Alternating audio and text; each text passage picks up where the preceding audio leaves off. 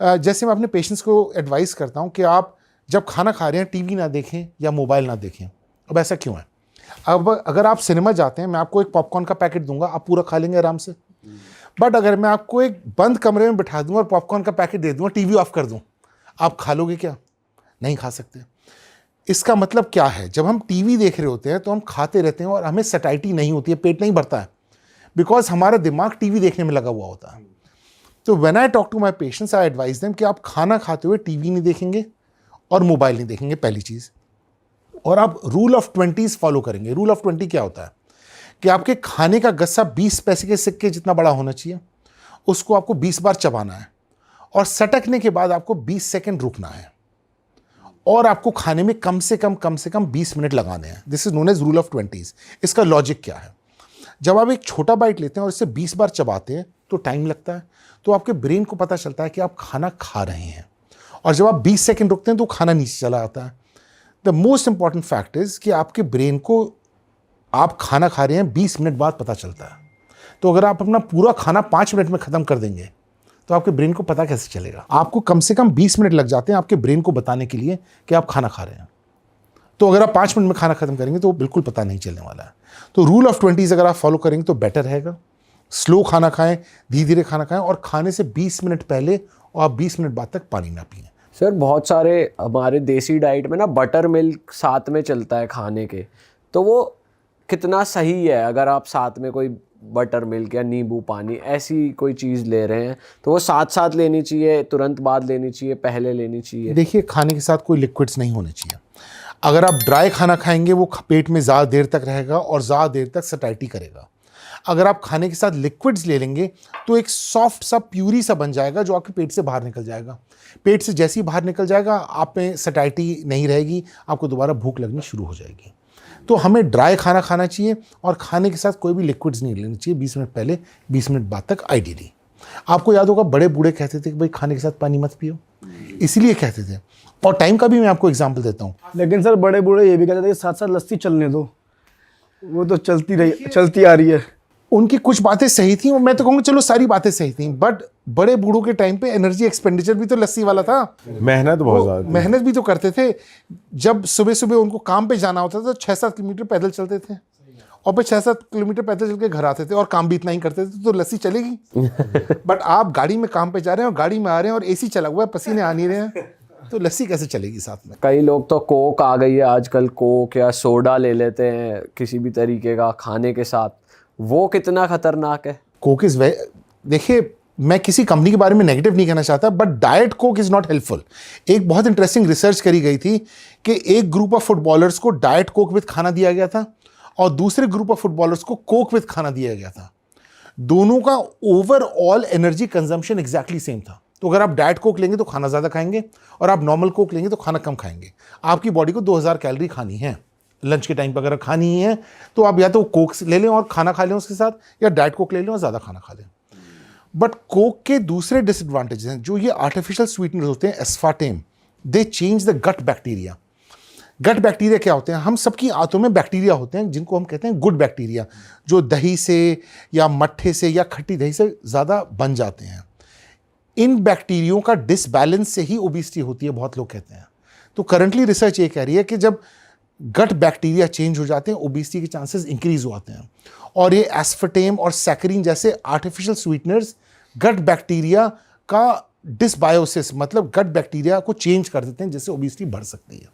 तो ये भी बेकार है सर बॉडी के लिए कि लोग ऐसे खा लेते हैं कि भाई चलो ये तो नॉर्मल शुगर है नहीं, आर्टिफिशियल स्वीटनर है, ले लो। I am not a big fan of artificial sweeteners and I think आज से 20-30 साल में इतनी रिसर्च जरूर आ जाएगी जो बिल्कुल क्लियरली बता देगी कि artificial sweeteners are actually bad, they can increase obesity.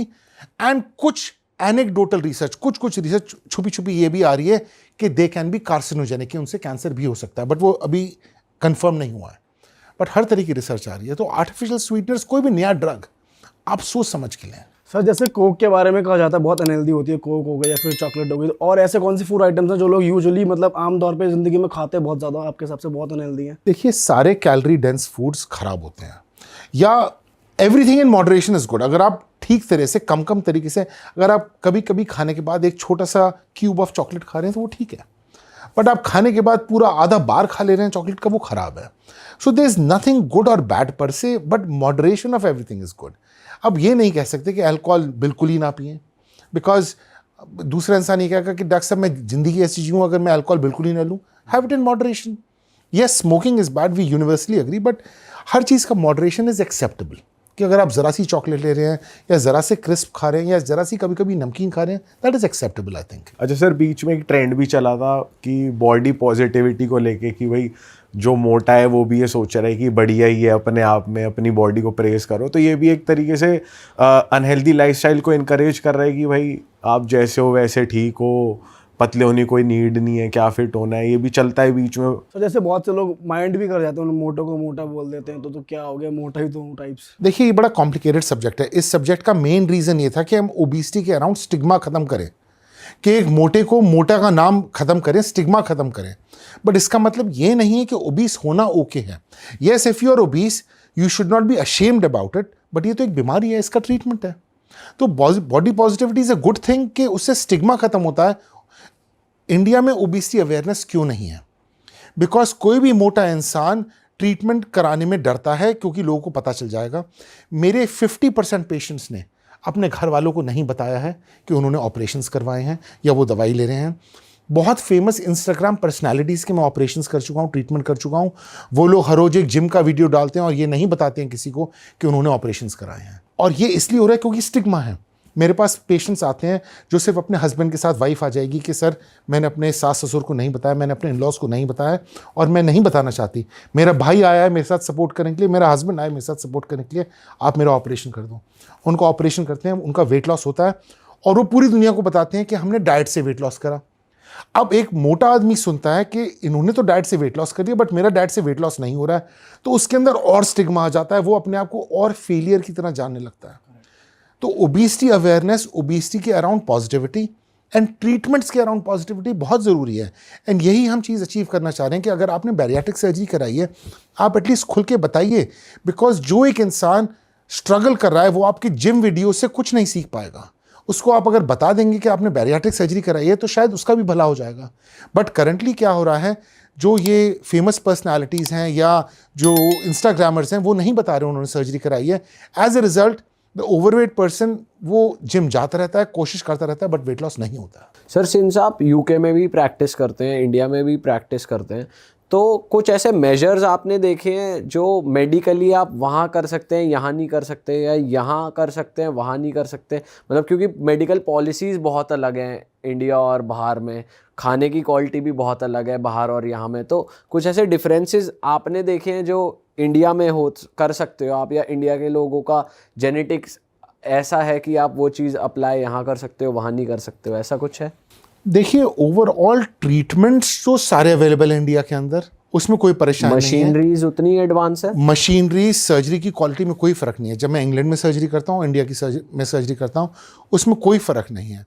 अरे वाह, आपने ये वीडियो यहाँ तक देख ली भाई, तुमने हमारी मेहनत सफल कर दिया. तुम ही लोग हो असली रियल हिट. और अगर आपको बहुत मज़ा आ रहा है ऐसी क्लिप्स में, ऐसी वीडियोस में, तो फटाफट जाइए प्लेलिस्ट पे बिंज वॉच कीजिए और सारी वीडियोस देख डालो और मौज काटो. That is it. हम मिलेंगे नए पॉडकास्ट में, नए क्लिप में. Till then bye bye, see you, take care, do subscribe.